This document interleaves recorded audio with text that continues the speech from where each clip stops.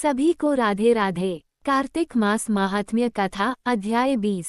माँ शारदा की प्रेरणा। स्वयं सहाय। कार्तिक महात्म का लिखूं। ये 20वां अध्याय। अब राजा पृथु ने पूछा, हे देवर्षि नारद, इसके बाद युद्ध में क्या हुआ तथा वह दैत्य जलंधर किस प्रकार मारा गया, कृपया मुझे वह कथा सुनाइए। नारद जी बोले, जब गिरिजा वहां से अदृश्य हो गई और गंधर्वी माया भी विलीन हो गई, तब भगवान वृषभध्वज चैतन्य हो गए। उन्होंने लौकिकता व्यक्त करते हुए बड़ा क्रोध किया और विस्मित मना जलंधर से युद्ध करने लगे। जलंधर शंकर के बाणों को काटने लगा, परंतु जब काट न सका तब उसने उन्हें मोहित करने के लिए माया की पार्वती का निर्माण कर अपने रथ पर बांध लिया। तब अपनी प्रिया पार्वती को इस प्रकार कष्ट में पड़ा देख लौकिक लीला दिखाते हुए शंकर जी व्याकुल हो गए। शंकर जी ने भयंकर रौद्र रूप धारण कर लिया।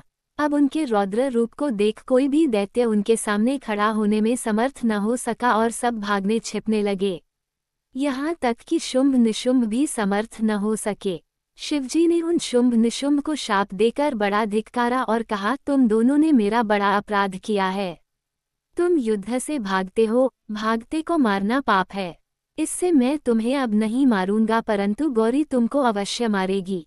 शिवजी के कहने पर सागर पुत्र जलंधर क्रोध से अग्नि के समान प्रज्वलित हो उठा। उसने शिवजी पर घोर बाण बरसाकर धरती पर अंधकार कर दिया। तब उस दैत्य की चेष्टा देखकर शंकर जी बड़े क्रोधित हुए तथा उन्होंने अपने चरणांगुष्ठ से बनाए हुए सुदर्शन चक्र को चलाकर उसका सिर काट लिया। एक प्रचंड शब्द के साथ उसका सिर पृथ्वी पर गिर पड़ा और अंजन पर्वत के समान उसके शरीर के 2 खंड हो गए। उसके रुधिर से संग्राम भूमि व्याप्त हो गई। शिवाज्ञा से उसका रक्त और मांस महारौरव में जाकर रक्त का कुंड हो गया तथा उसके शरीर का तेज निकलकर शंकर जी में वैसे ही प्रवेश कर गया जैसे वृंदा का तेज गौरी के शरीर में प्रविष्ट हुआ था। जलंधर को मरा देख देवता और सब गंधर्व प्रसन्न हो गए। माँ शारदा की प्रेरणा। स्वयं सहाय।